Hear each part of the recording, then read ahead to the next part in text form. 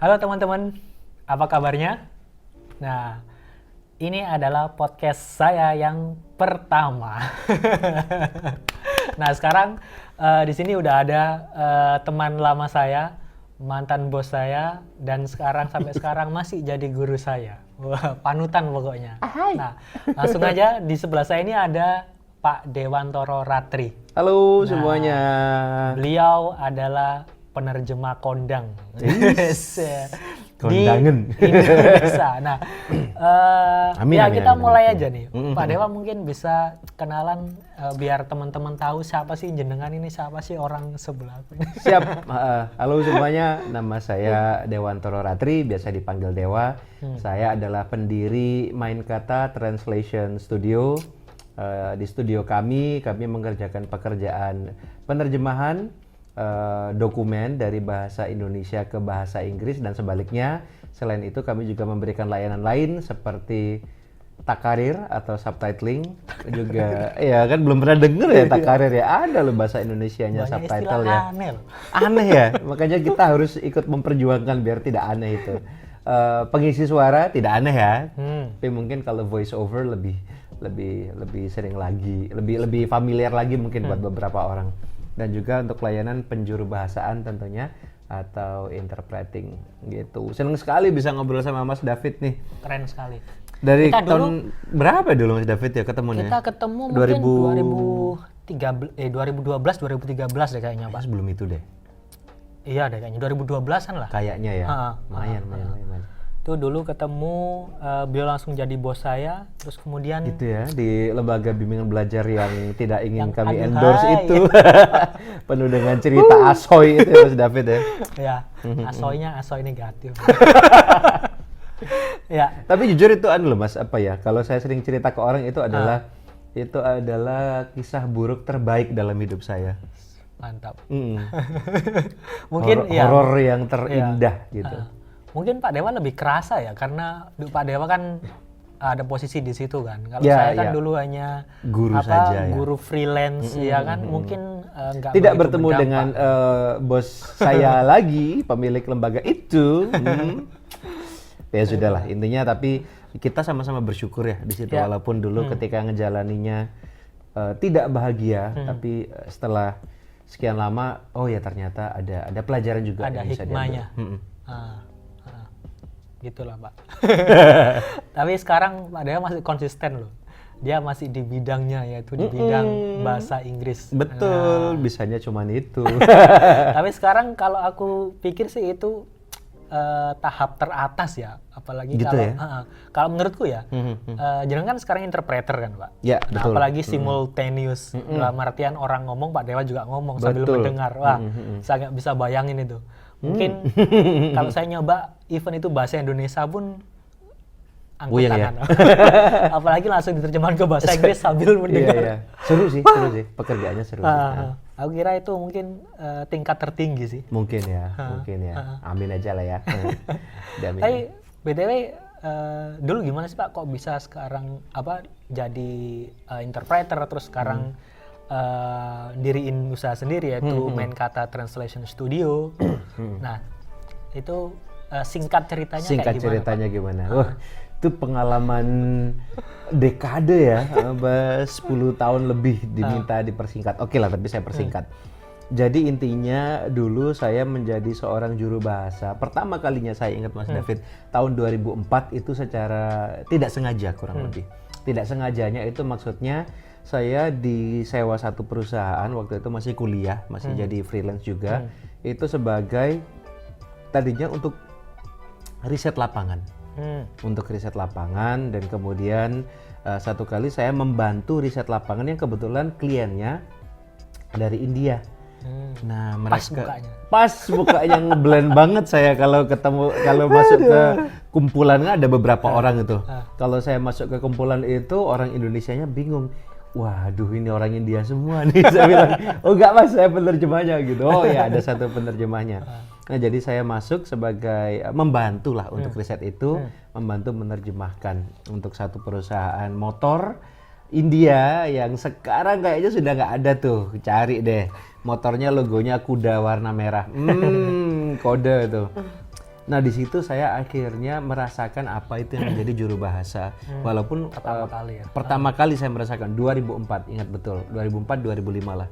Udah itu saya, oh ini ya rasanya menjadi juru bahasa, ini ya rasanya menerjemahkan langsung gitu. Nah setelah itu singkat kata singkat cerita, setelah 10 hari bekerja itu saya tidak pernah lagi bersentuhan dengan dunia penjuru bahasaan.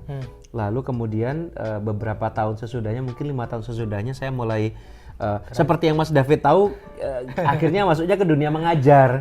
Jadi saya dan Mas David ini dulu sama-sama pengajar bahasa Inggris. Saya praktis ketika berhenti mengajar itu 9 tahun Mas David. Oh. Jadi cukup lama juga mengajarnya. Nah berhentinya itu ketika sembari mengajar waktu itu sudah mulai menerjemahkan dokumen ya, dan sudah mulai juga akhirnya menawarkan mau nggak menjadi juru bahasa. Ada satu tawaran pernah masuk ke saya.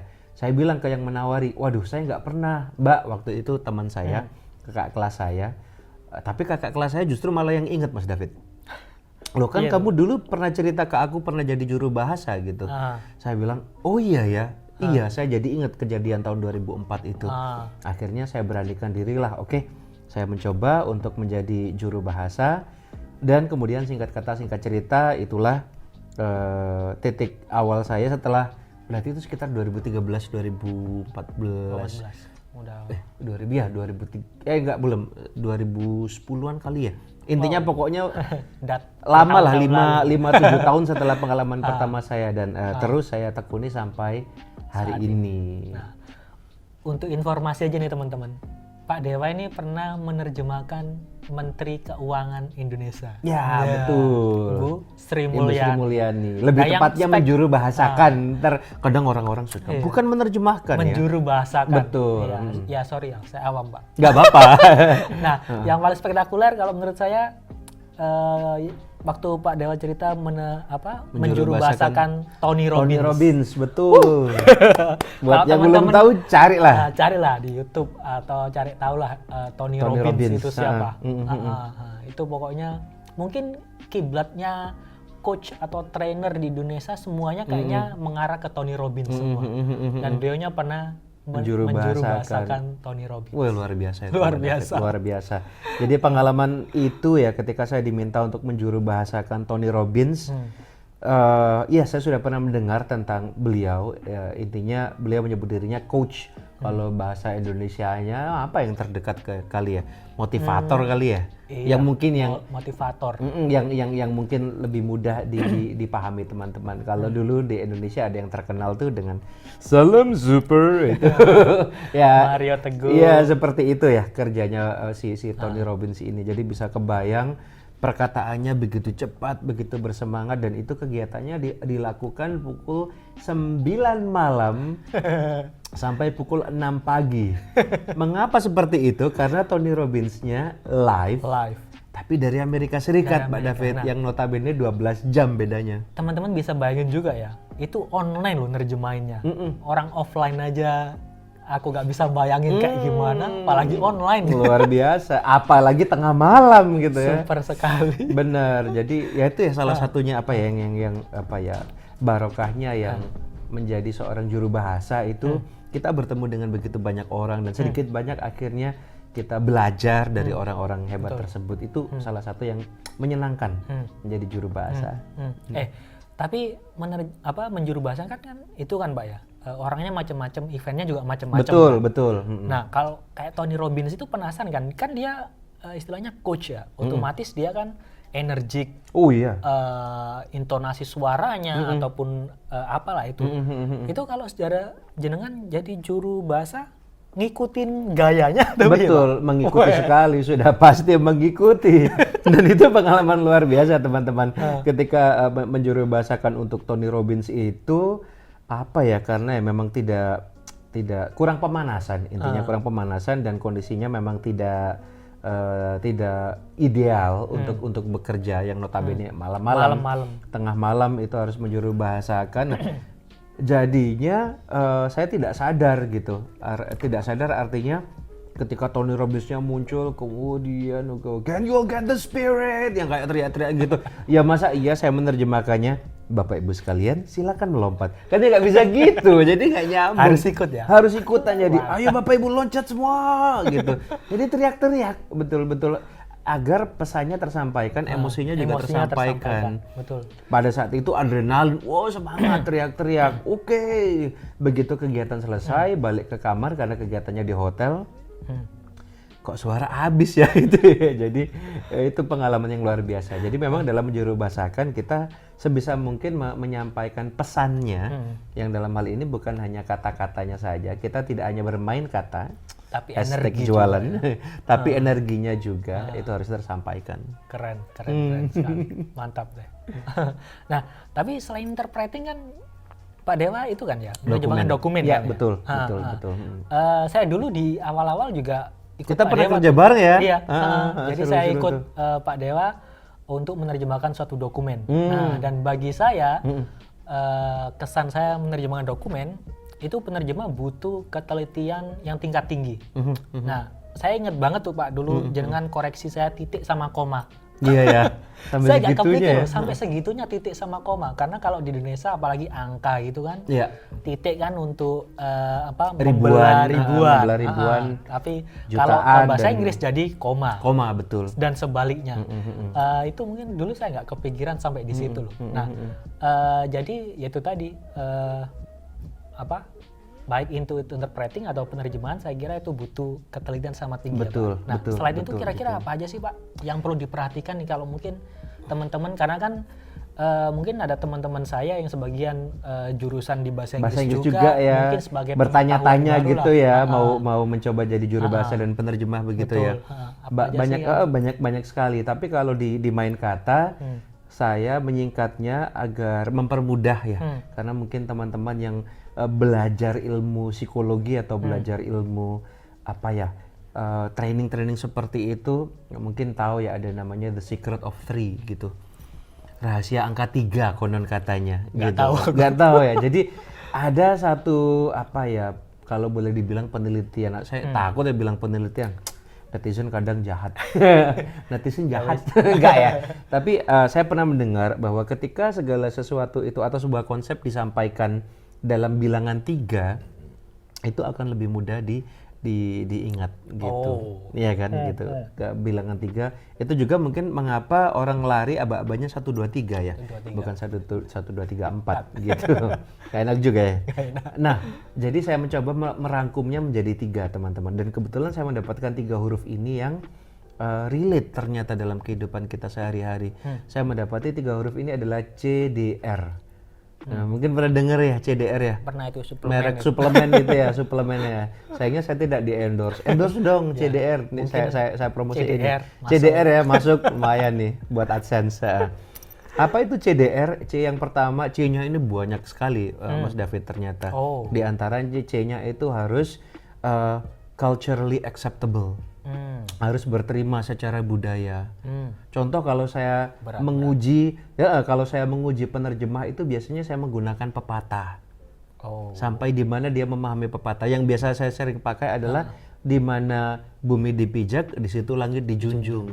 Nah, sederhana. Mereka suruh nerjemahin. Saya minta untuk para penerjemah pemula atau mereka yang ingin bergabung ke Main Kata, saya minta untuk penerjemahan. Kalau mereka menerjemahkannya when the land is stabbed and the sky is upheld seperti itu biasanya tidak akan saya luruskan, karena tidak, dalam bahasa Inggris juga tidak akan dipahami.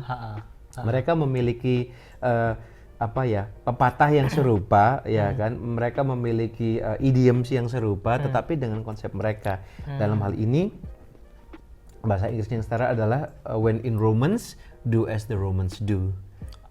Baru dengar saya, Pak. Wah, serius. Jadi penerjemah harus secara budaya berterima. Berikutnya kalau bisa concise, C-nya itu concise, singkat. Jadi kadang orang menerjemahkan itu menjadi panjang. Misalkan seperti ini, saya suka mencoba meminta anak menerjemahkan, adik saya menaiki sepeda yang berwarna hitam. Itu sering kali saya temukan juga, my brother is riding the bicycle which is black. Panjangan. Kepanjangan. Kenapa tidak my brother is riding the black bicycle misalkan. Nah, jadi itu yang memang dalam bahasa Indonesia, terutama dalam bahasa Indonesia ke bahasa Inggris ya, yang memang salah satu karakter bahasa Indonesia seperti itu. Kita banyak menggunakan kosakata, secara huruf juga dan suku kata kita banyak sekali dibanding bahasa Inggris, jadi harus singkat. Nah, C-nya itu banyak, saya suka lupa. Tapi dalam rangka aturan the rule of three, saya berikan C yang satu lagi ya kan. Jadi ada culturally acceptable, concise. C yang satu lagi itu harus apa ya, lupa. Ya harus comprehensible lah, dapat dipahami, intinya seperti itu. D-nya itu harus details. Seperti itu tadi, kapan pakai titik, kapan pakai koma, pakai huruf kapital atau tidak. Betul. Gitu. C satu lagi nih saya baru dapatkan nih, harus culturally acceptable, harus juga concise seringkalinya, dan satu lagi kita juga harus membantu correction. Penulis Indonesia dari pengalaman kami terutama itu memang seringkali kurang piawai dalam menulis, Mas David. Nggak SPOK ya? Tidak SPOK, kadang subjeknya hilang, kadang 2-3 kalimat jadi satu. Iya betul. Itu seringkali terjadi, kadang dibolak-balik seperti itu sering terjadi. Jadi sebagai, mungkin ada beberapa yang tidak sependapat ya, tapi di sini di Main Kata kami selalu mencoba untuk membantu untuk correction. Kalau memang teks sumbernya salah ya tidak kita ikuti salah, seperti itu. Kalau teks kita coba bantu membetulkan. Kalau teks sumbernya kita rasa ini lebih baik diterjemahkan menjadi 2 kalimat misalkan, maka kami juga tidak akan ragu-ragu untuk membelah dalam terjemahannya 1 kalimat tersebut menjadi 2 kalimat, atau ini sepertinya dia membutuhkan subjek kalimat ini, maka kita tidak ragu tentunya dengan riset ya untuk menentukan bahwa ini subjek yang dibutuhkan kalimat ini. Asalkan tidak mengubah makna. Mengubah maknanya, ya kan. Jadi itu ya, kita seringkalinya juga correction membantu. D-nya adalah details, R-nya yang menarik. Riset. Riset. Ya. Penerjemah itu harus riset. Perlu riset ya. Iya, karena dulu pelajaran dari Pak Dewa juga ingat saya riset. Karena banyak istilah-istilah itu yang sebetulnya di terjemahan ini istilahnya ini nih. Betul. Jadi kita nggak bisa pakai bahasa Inggris secara general. Betul sekali. Nah, itu pentingnya riset di situ ya, Pak. Betul, betul Apalagi sekali. kalau nerjemahkan dokumen hukum. Itu. Ingat saya. Pusing kalau menerjemahkan kontrak perusahaan gitu. Ya setidaknya bagi saya lah ya, itu pusing. Tapi di luar sana ada memang mereka-mereka yang spesialis dokumen-dokumen seperti itu. Jadi memang kita harus sering melakukan riset sebagai penerjemah misalkan. Contoh paling gampang seperti ini kemarin. SD, SMP, SMA misalkan. Sekilas mudah ya kan. SD misalkan elementary school yang mungkin banyak kita tahu.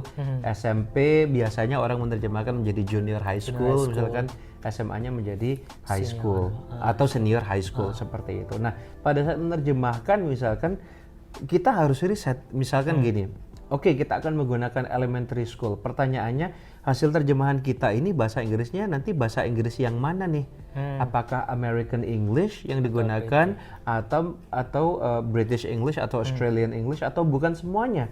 Bisa juga yang minta adalah dari negara Singapura misalkan atau dari Malaysia, bisa jadi sangat mungkin terjadi.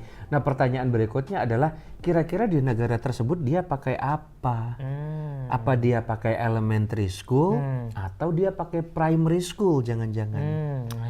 Ya, harus diriset dulu ya kan. Jangan sampai misalkan contoh nih, kita menggunakan terjemahnya elementary school, tapi ternyata di negara yang dituju dia menggunakan primary school misalkan. Jadi kurang cocok. Jadinya nggak masuk ke cultural acceptance tadi ya, Pak? Tidak berterima secara budayanya. Gitu. Jadi riset. Sepertinya kita tahu tapi tidak. Contoh ini yang paling gampang nih Mas David. Ini sekilas mudah tapi ternyata menjebak juga. Kalau saya minta terjemahannya menteri apa Mas David? Minister. Sip. Kalau saya tanya menteri luar negeri? Apa General Affairs Minister? Bukan. Foreign Minister. Ya, Foreign Affairs Minister gitu ya biasanya. Kalau saya tanya menteri luar negeri Amerika Serikat? No idea. No idea. Beda ya pasti ya? Iya betul. Biasanya kalau yang saya uji, kalau mereka tidak riset, yang muncul adalah the US, bisa benar-benar. Ah. The US Minister of Foreign Affairs, misalkan seperti itu. Ah. Terdengar manis, terdengar, ya itu ya, saya bisa memahami itu Menteri Luar Negeri Amerika Serikat. Bahkan untuk hal yang sesederhana itu pun kita harus meriset, karena ternyata sistem pemerintahan di Amerika tidak menggunakan kata minister. Mereka menggunakan kata secretary. Oh, I see. Madam Secretary. Betul, kayak yang ada di Netflix. Bossman. Nah, ya benar ya. Bossman Mardigu. Iya, betul. Madam Secretary. Madam Secretary itu artinya ibu menteri. Artinya menterinya perempuan. Nah, seperti itu. Nah, ternyata di Amerika Serikat dia menggunakan istilah secretary dan mereka tidak menggunakan foreign affair. Mereka pakai istilah sendiri, Secretary of State. Tuh kan, mungkin teman-teman ada beberapa yang baru pertama kali dengar. Nah, jadi dalam dunia penerjemahan itu kita harus selalu riset. Terlihat mudah, tapi perlu effort yang tinggi ya, Pak? Iya, betul. Perlu upaya yang kita tidak boleh lengah kayak, saya tahu ini terjemahannya. Tidak.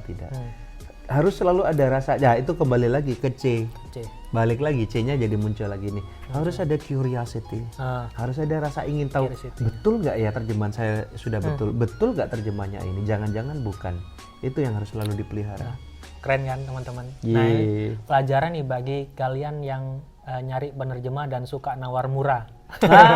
Aduh jangan dong, jangan, ya kan? Kerjanya susah teman-teman. Kerjanya susah. Tidak sekadar memasukkan ke alat ini, yang keluar itu. Ini copy paste, enggak sekedar tidak semudah itu teman-teman. Tidak semudah itu Ferguson.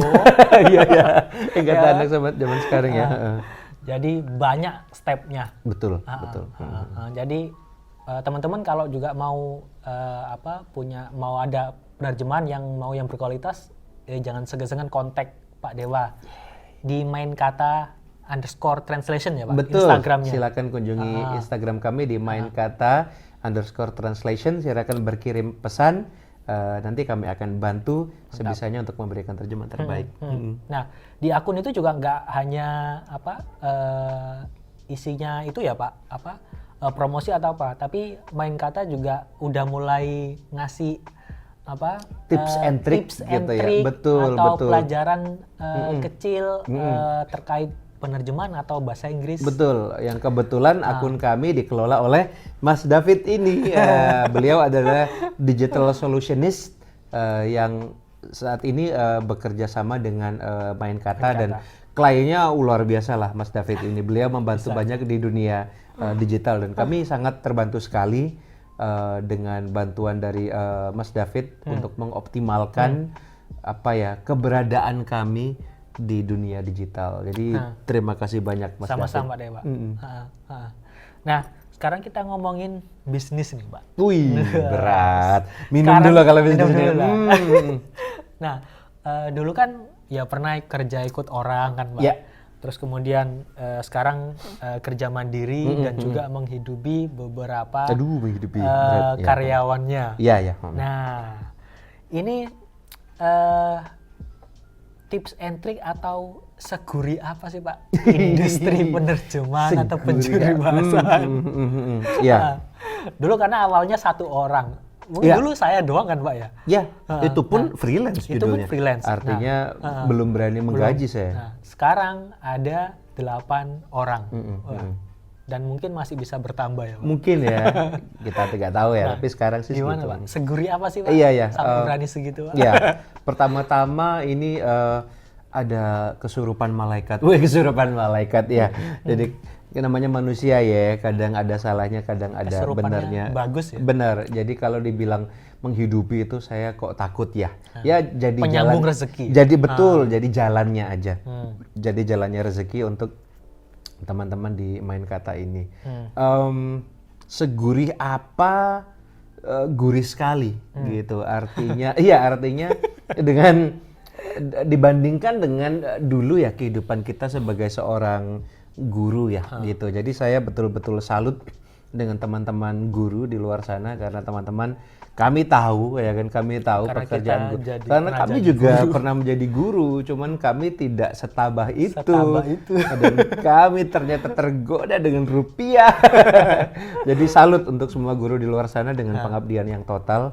Tapi kalau boleh saya bandingkan dulu dengan pekerjaan ketika saya menjadi guru, itu ya memang boleh dibilang cukup berkali lipat lah gitu dari penghasilan untuk menjadi seorang guru.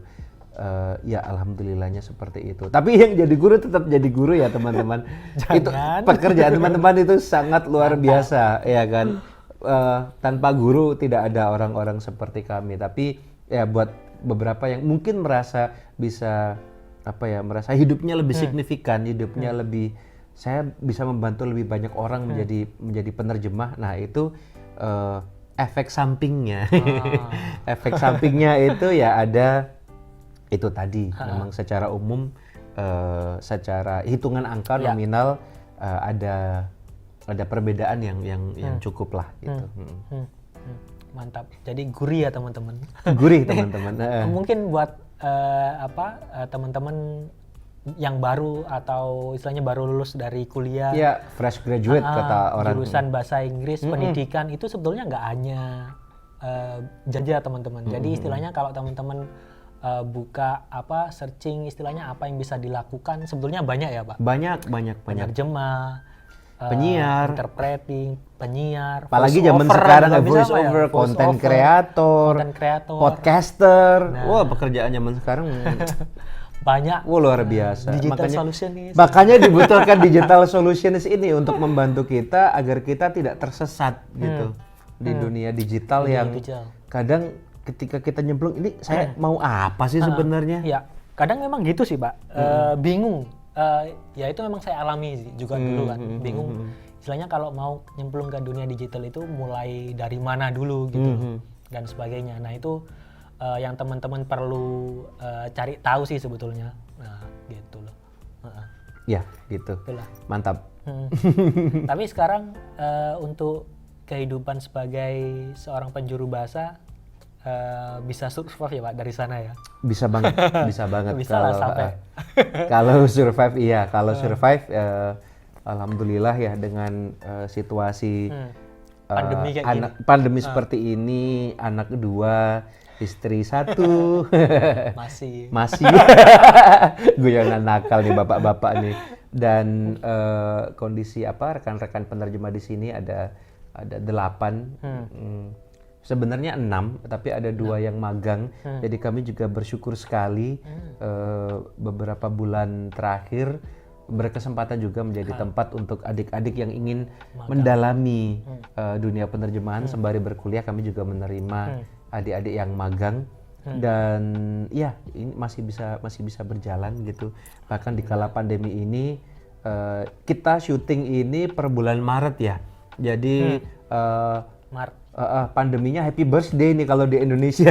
Oh iya betul. per bulan Maret ya 1 tahun. Luar biasa. Mudah-mudahan nggak nambah umur ya pandeminya ya. Tapi ya per bulan Maret tahun lalu itu kami cukup terdampak awalnya. Cukup terdampak sekitar 3 bulanan itu saya bilang ke karyawan saya yang waktu itu ada 6 ya teman-teman penerjemah di sini ada 6. Saya bilang ini kondisi pandemi, kalau kita tidak bisa bertahan, mungkin saya sudah siapkan 1 kali gaji untuk pesangon yang saya mampu berikan, dan ya gitu, main kata bubar, saya bilang seperti itu. Tapi ternyata sama seperti keyakinan saya ketika awal mendirikan Main Kata di tahun 2019, saya juga mengucapkan hal yang serupa.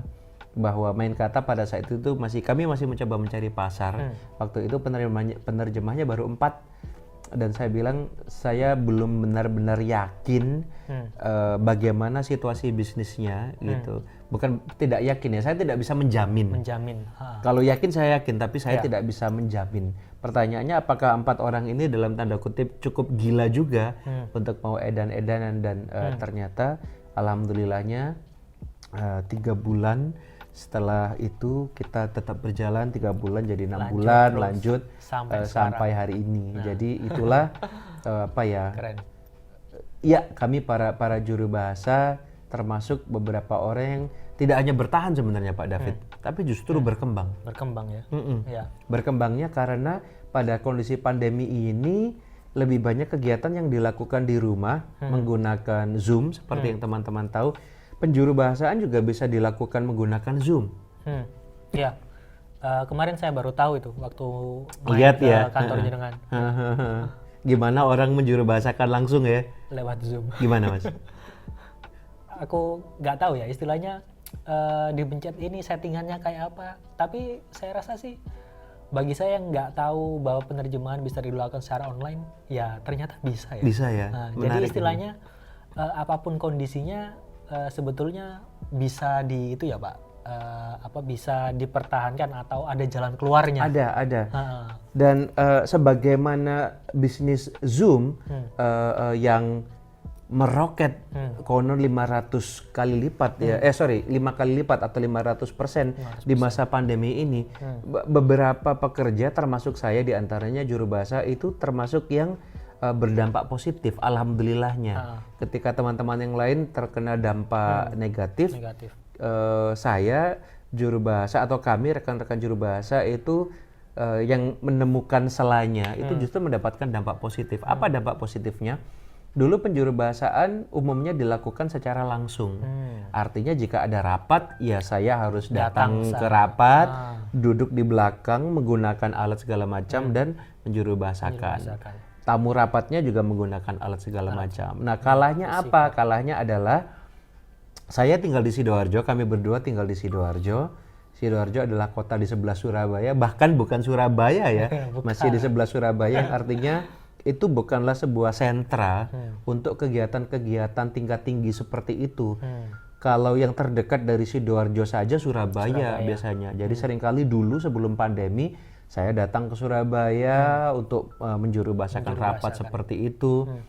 Dan yang lebih banyak lagi malah di Jakarta sana tentunya, di mana banyak kegiatan rapat-rapat internasional atau pelatihan internasional. Nah, artinya apa? Artinya ketika saya mau datang ke Surabaya saja itu upayanya sudah lumayan. Apalagi untuk datang ke Jakarta, datang langsung itu hampir sangat jarang. Plus pemberi kerja biasanya tentunya akan berpikir dua kali ya kan. Harus mengeluarkan transport dan sebagainya ya. Dan akomodasi sudah pasti, ya kan gitu. Seringkali dulu sebelum pandemi ketika saya punya klien-klien dari Jakarta, ketika ada rapat mereka sering mengirim pesan dan berkata, aduh Mas Dewa, sebenarnya ingin sekali mendatangkan Mas Dewa ke Jakarta karena kami tahu hasil kerja Mas Dewa seperti apa. Tapi ya karena dananya yang terbatas, akhirnya ya kami harus mencari yang terdekat. Nah, dengan kondisi pandemi ini di mana semua rapat dilakukan secara daring alias online, itu justru terbuka lebar Mas David. Karena orang saya tidak perlu lagi harus berada di Jakarta, ya kan, atau kota-kota besar lainnya. Saya cukup berada di sini di kantor saya, selama koneksi internetnya bagus, mikrofon bagus, maka saya bisa bekerja. Nah, jadi ini salah satu dampak positif ya teman-teman. Mudah-mudahan sih pandemi ini segera berlalu, tetapi dari perspektif saya pribadi, saya atau pekerjaan penjuru bahasaan ini termasuk di antara beberapa yang dalam tanda kutip diuntungkan. Dengan adanya kondisi normal yang baru ini. Gitu. Walaupun tentu saya berdoa semoga pandeminya segera selesai. Tapi ngomong kalau pandemi misalkan kita kan selesai ya semoga ya. Kira-kira penjuru bahasaan online kayak gitu masih bisa nggak sih Pak? Atau ikut selesai juga? Menarik. Karena seperti yang banyak disampaikan banyak orang ya, namanya juga ini normal yang baru, new normal. Saya melihat sih rapat-rapat online ini menjadi sebuah tren baru yang cukup diminati dan cukup positif. Ya. Walaupun tentu banyak juga yang mengeluh, aduh saya, termasuk saya diantaranya, yang memang tidak ada yang menggantikan rasanya berada di ruangan yang sama, merasakan humor-humornya para pembicara misalkan, itu tidak ada yang menggantikan. Tetapi di sisi lain Zoom ini juga memang atau rapat online ini mau tidak mau membawa begitu banyak manfaat. Di antaranya yang paling gampang, Dulu biasanya ketika dalam satu kali rapat yang paling gampang lah ya kita berbicara masalah konsumsi misalkan. Kita harus bingung menyiapkan konsumsi. Iya. Sekarang tidak perlu menyiapkan konsumsi, tidak perlu ada snack, Snack. kudapan ya kan, tidak perlu. Akomodasi. Apalagi itu dari yang paling mudah saja ya, konsumsi dihilangkan, tidak perlu lebih-lebih lagi akomodasi, tidak perlu lagi orang datang, apalagi kalau misalkan dari luar kota misalkan mereka harus menginap 1 hari 2 hari, belum lagi transportasi, begitu banyak yang bisa dihemat. Selain itu pembicara internasional makin sering gitu. Jika dulu misalkan untuk satu riset pasar misalkan seorang pakar dari Amerika misalkan harus datang ke sini dan melakukan riset pasar. Sekarang mereka juga tidak perlu datang, mereka bisa dari negaranya sana. Walaupun sebagaimana saya bilang tentu tidak ada yang bisa menggantikan duduk datang bersama melihat ekspresi langsung itu ya, tetapi ada juga manfaat positif. Jadi bagaimana ketika pandemi ini selesai, pertanyaan seperti itu saya rasa ini akan jalan dua-duanya. Ketika kebutuhannya orang memiliki pilihan sekarang. Ketika orang mungkin memang betul-betul mengharuskan kita harus datang duduk bersama seperti itu, ya maka itu akan dilakukan. Tetapi jika memang memungkinkan untuk dilakukan dari luar saja, online saja, maka itu bisa juga dilakukan online. Atau ada pilihan ketiga, Pak, yaitu hybrid. Hibrida atau campuran. Itu yang pernah saya lakukan juga. Jadi yang mendengarkan adalah para pakar dari Amerika Serikat. Mereka tidak bisa hadir tentunya karena kondisi pandemi ini. Mereka tetap berada di Amerika Serikat walaupun mereka harus terbangun cukup malam. Yang di Indonesia kita tetap harus berkumpul. Jadi di Indonesianya ada beberapa orang yang duduk dalam satu ruangan, tentunya tetap dengan protokol kesehatan. Kami di sini melakukannya secara live langsung, tetapi mereka mendengarkannya secara online atau digital. Jadi bisa juga dikombinasikan. Jadi apakah akan berhenti? Tidak. Ini akan saling melengkapi satu sama lain. Betul. Menarik sekali. Jadi hikmahnya di balik kesulitan pasti ada kemudahan. Sudah dijamin oleh Tuhan yang Maha Kuasa. Sudah dijamin itu. Mantap. Oke. Mungkin itu Pak, baik. Pesan terakhir, pesan terakhir kayak mau kemana iya. Jadi nggak enak. Sebelum kita tutup mungkin Pak Dewa ada pesan singkat ke audiens nih terkait obrolan kita atau pesan apalah yang Pak Dewa mau sampaikan. Ya, tetap semangat teman-teman dalam mengejar impian teman-teman seperti Pak David di sini yang berani mengejar impiannya menjadi seorang digital solutionist. Apa itu digital solutionist? Bisa tanya langsung ke orangnya di alamat Instagramnya. Ini juga channelnya beliau. Atau seperti saya misalkan menjadi penerjemah dan juru bahasa. Selama teman-teman mengetahui caranya, mengetahui pasarnya, mengetahui cara memasarkannya baik secara langsung maupun secara digital, karena dunia kita sudah semakin mengarah ke 5.0.